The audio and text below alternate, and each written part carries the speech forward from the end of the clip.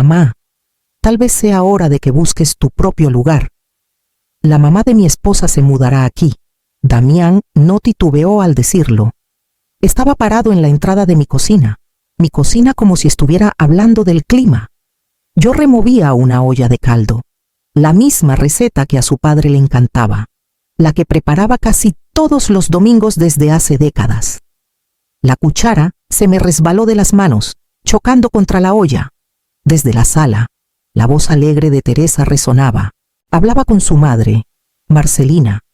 Con ese tono cantarín que usa la gente cuando se cree intocable. Esta pared va a caer, dijo Teresa, sus tacones repiqueteando contra el piso de madera. Hará el espacio mucho más abierto. La risa de Marcelina la siguió, baja y satisfecha. Sí, querida, y por fin tendré una habitación decente para mí. Apoyé la palma en la encimera para no tambalearme. Esta casa no era solo madera y pintura. Era el lugar que Elías y yo elegimos juntos, cuando Damián aún era tan pequeño que cabía en los hombros de su padre. Habíamos pasado noches largas reparando tejados, lijando pisos, plantando las rosas que aún trepaban por la cerca del jardín. 55 años de mi vida estaban vertidos en estas paredes. Y ahora me decían que ya no eran mías. Miré a Damián, mi único hijo. Mi recuerdo vivo de Elías buscando un atisbo de duda en sus ojos. Pero en lugar de eso, encontré resolución. Del tipo que no nace de la crueldad, sino de un derecho que se ha cultivado con cuidado, con el tiempo. Entiendo. Dije en voz baja, aunque cada parte de mí temblaba. Damián se movió incómodo, tal vez sintiendo mi contención, pero confundiéndola con aceptación. Es lo mejor, mamá. Estarás más contenta en un lugar más pequeño, más fácil de manejar. Sus palabras resonaron mientras me quedaba inmóvil en la habitación que alguna vez albergó pasteles de cumpleaños, batallas con tareas y cenas familiares. Él se dio la vuelta, dejándome con el eco de la risa de Teresa flotando por el pasillo. Dejé la cuchara. Me limpié las manos en el delantal que Elías me regaló hace años y caminé lentamente hacia el comedor, donde sus voces se hacían más fuertes. El comedor olía ligeramente a pulimento. La misma mesa de roble que Elías y yo compramos de segunda mano cuando Damián era pequeño. Todavía podía ver sus deditos untando mermelada en la superficie. Su padre regañándolo suavemente mientras yo reía. Ahora, Teresa había colocado una revista brillante encima, abierta en imágenes de interiores modernos, paredes blancas, accesorios de acero, espacios que no parecían un hogar. Damián gesticuló ampliamente, como si estuviera dando una presentación. Mamá, esta casa ya está a mi nombre. Estarás más cómoda en un lugar más pequeño. Menos que limpiar, menos de qué preocuparte. Asentí débilmente, mis ojos desviándose hacia las puertas corredizas que daban al porche trasero. Elías construyó ese porche él mismo un verano, colocando las tablas con sudor y paciencia. Su risa resonando en las noches largas mientras Damián correteaba descalzo en el césped. Cada tabla llevaba su memoria. Las palabras de Damián eran como clavos hundiéndose en ellas, despojándolas de su significado. Marcelina, con su cabello perfectamente peinado y perlas que parecían demasiado pesadas para su cuello delgado. Se inclinó con una sonrisa indulgente. No te preocupes, querida. Yo mantendré el lugar cálido. No quedará sin amor. Su tono era meloso, pero sus ojos recorrían la habitación con un sentido de posesión, como si ya imaginara sus muebles aquí, sus cortinas colgando donde las mías habían estado por décadas. Sentí el cambio tan claramente como si me hubiera empujado hacia la puerta con sus manos. Tragué saliva, alisando el delantal aún atado a mi cintura.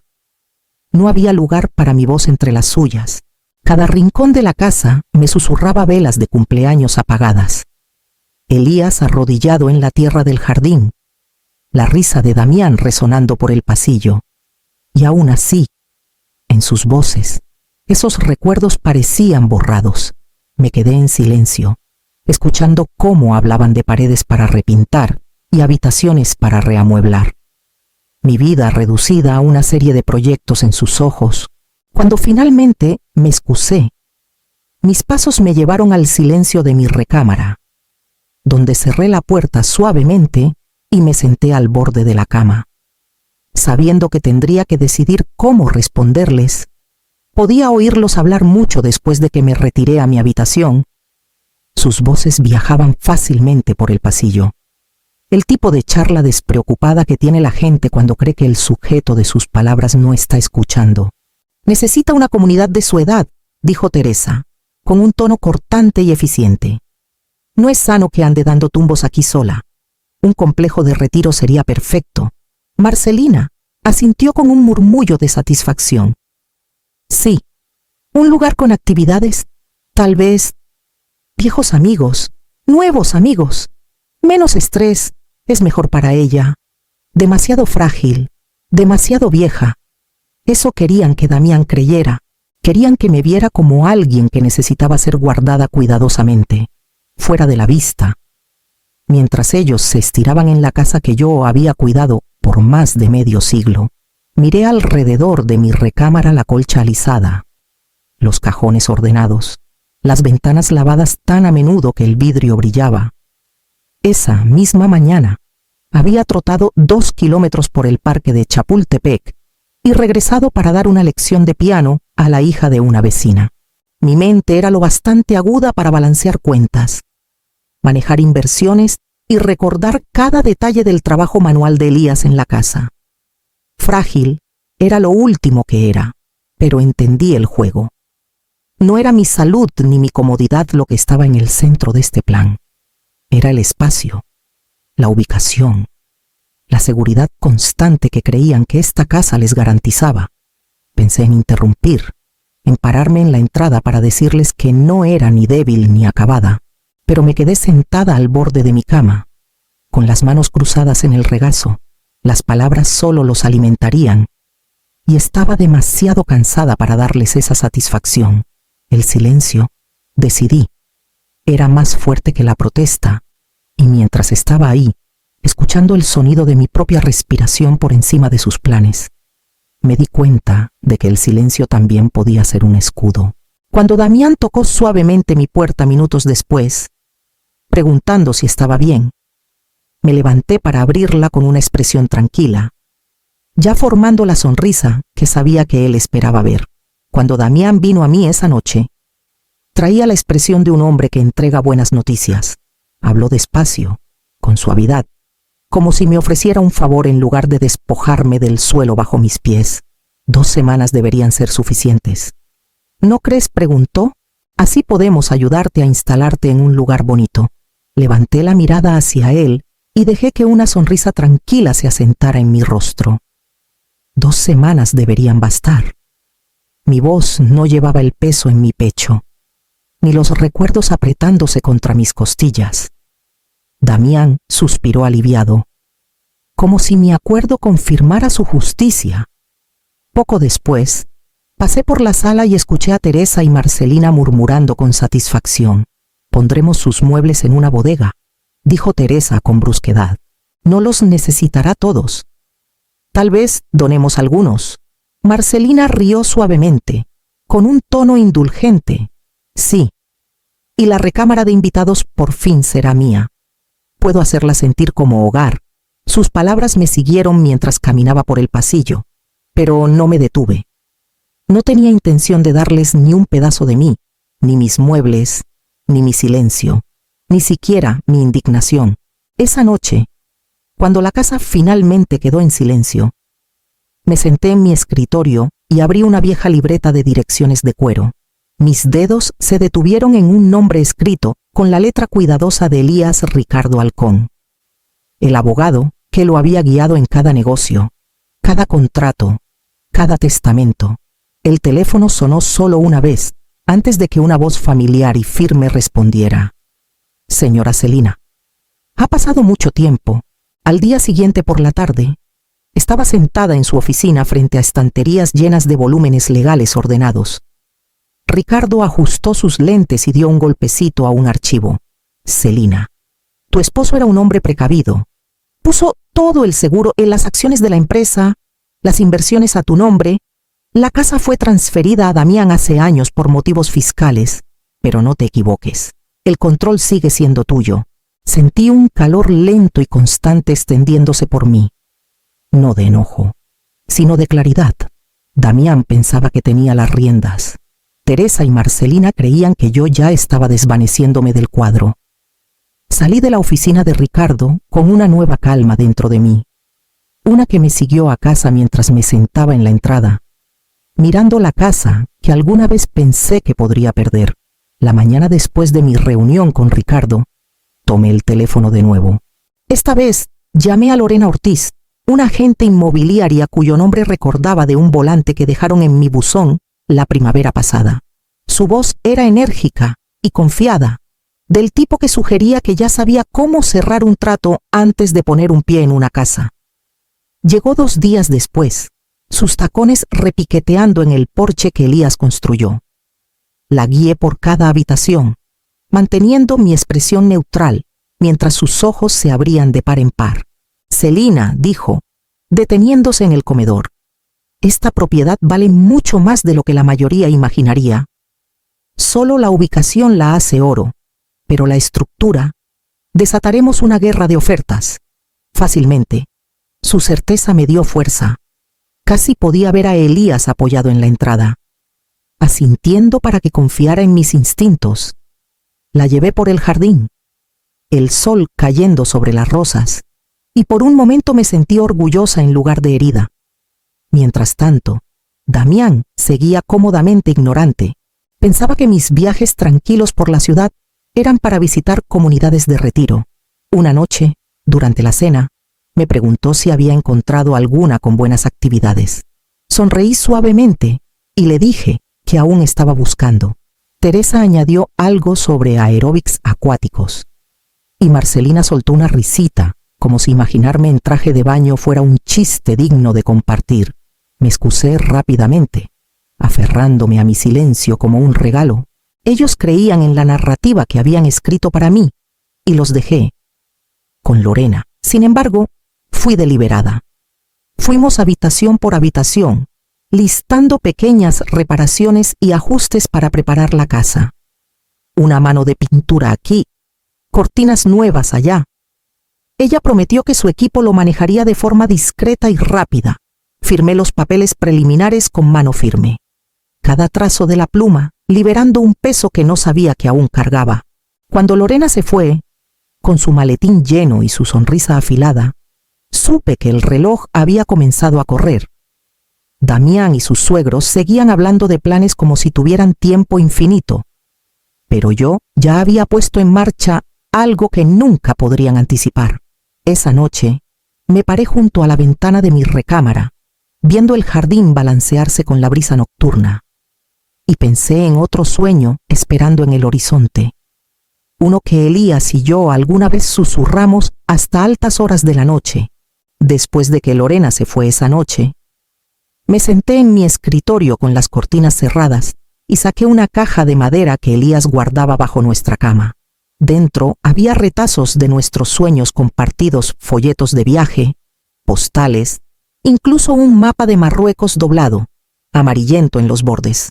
Pasé un dedo por la tinta desvaída, recordando cómo nos reíamos al respecto en nuestros 30, demasiado ocupados con la escuela de Damián y las largas horas de trabajo de Elías para pensar en viajar. Una noche, recostados en una hamaca en el jardín, Elías señaló las estrellas y dijo: algún día, Celina, tomaremos té de menta bajo cielos desérticos, usarás esos pañuelos coloridos que tanto amas, y te leeré hasta que las lámparas se apaguen. Me reí y dije que tal vez, cuando el mundo nos diera una pausa, la pausa nunca llegó. Cuentas, trabajo, enfermedad, todo se amontonó, y el sueño se asentó en el polvo de esa caja de madera. Hasta ahora, en mi laptop, comencé a buscar. La pantalla se llenó de imágenes de riads con puertas pintadas, patios con fuentes, paredes de azulejos azules que se abrían a vistas del océano. Hice clic en listados en Casablanca, Tánger, Marrakech, precios que alguna vez habrían parecido absurdos, ahora perfectamente posibles con los activos que Elías dejó y la venta que Lorena estaba preparando. Uno en particular me robó el aliento, una finca extensa cerca de Essaouira, con arcos blancos que se abrían al mar y un patio donde crecían olivos en macetas de piedra. El precio era de 100 millones de pesos, y en lugar de retroceder, sentí que mis hombros se relajaban. Me recosté en la silla, dejando que el pensamiento se asentara. Esto ya no era una fantasía. Las palabras de Elías habían esperado todos estos años, guardadas en esa caja con el mapa. Todavía podía escuchar su voz, firme y segura, algún día. Y por primera vez, entendí que el día que prometió finalmente había llegado.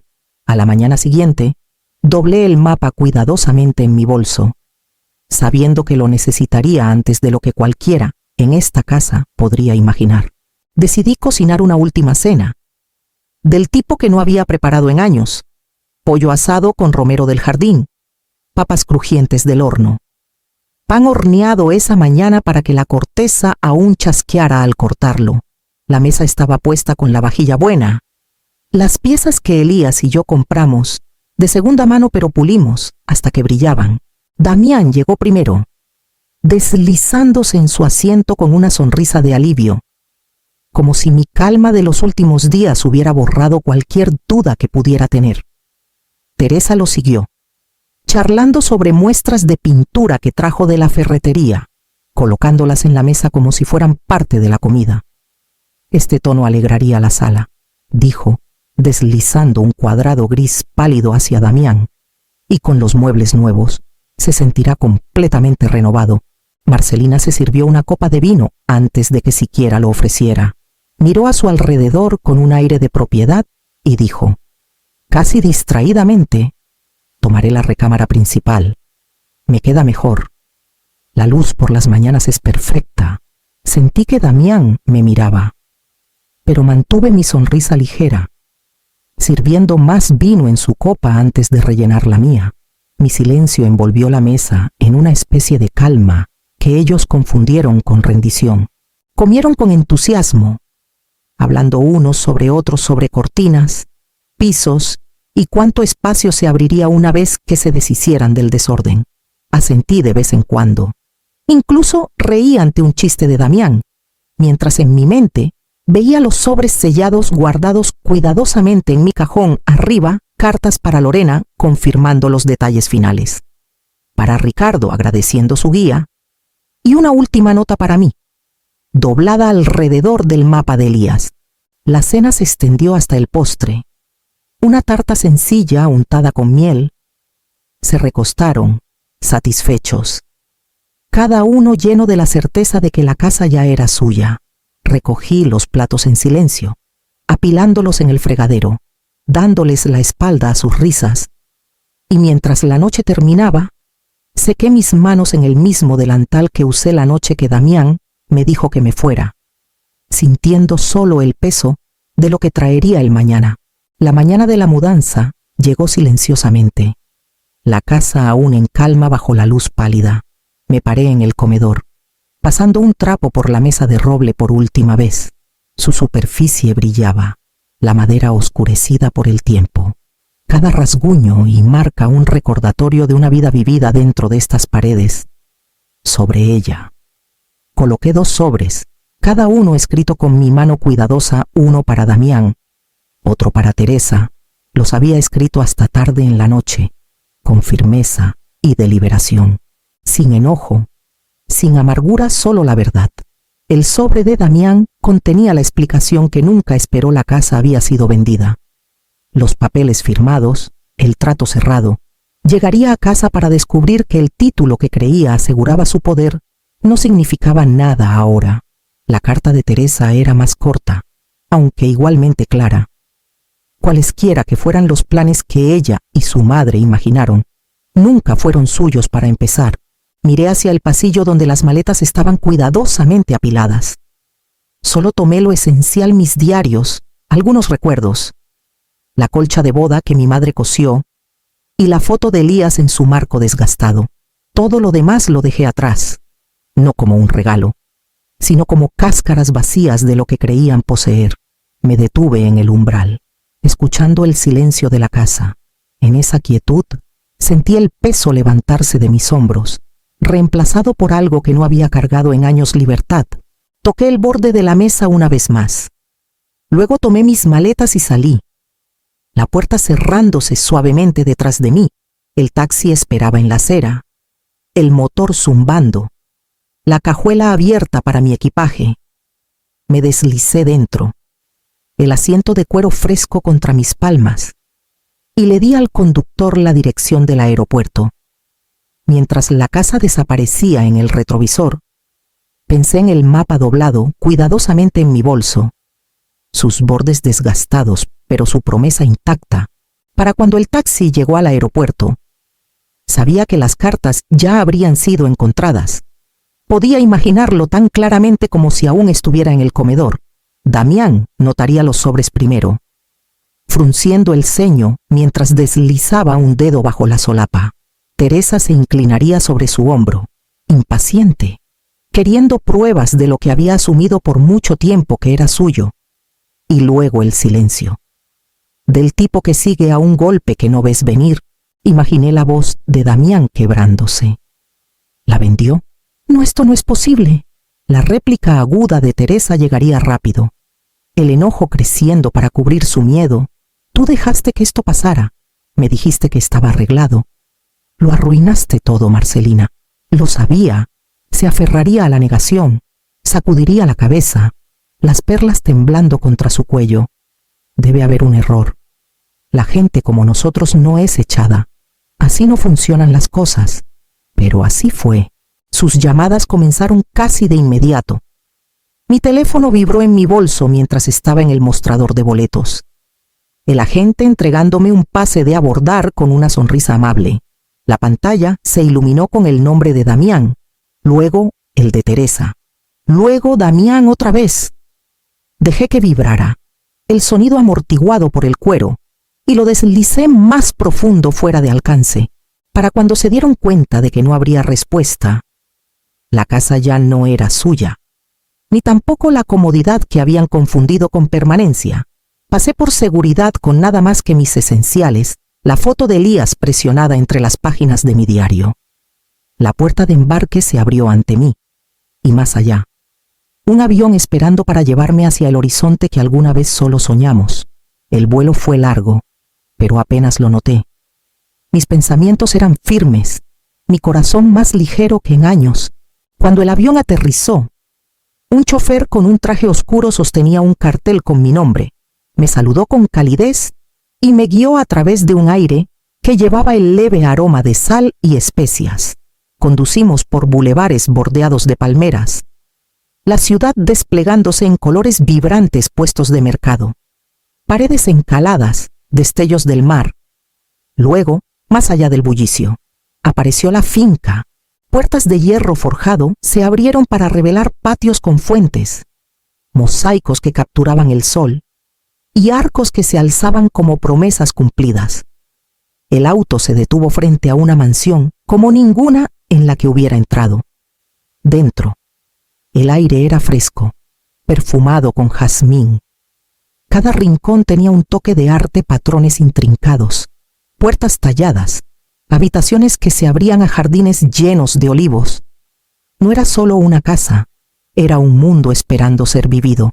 Me instalé en una terraza mientras caía el atardecer, el desierto extendiéndose a lo lejos, el cielo tornándose violeta. Un sirviente me trajo un vaso de té de menta, el vapor elevándose en espirales. Envolví mis manos alrededor de la taza, su calidez anclándome en este nuevo comienzo. Mi teléfono vibró de nuevo. El nombre de Damián iluminó la pantalla. Mensaje tras mensaje: mamá, por favor llama. No lo quisimos decir. Solo regresa, lo arreglaremos. Presioné borrar. El silencio que siguió se sintió como paz. Durante 55 años lo di todo tiempo, amor, sacrificio solo para ser descartada como si fuera desechable. Pero su traición me trajo aquí, a una libertad que no me había atrevido a reclamar hasta ahora. Me dijeron que encontrara mi propio lugar. Lo hice, y es más grande de lo que jamás imaginaron.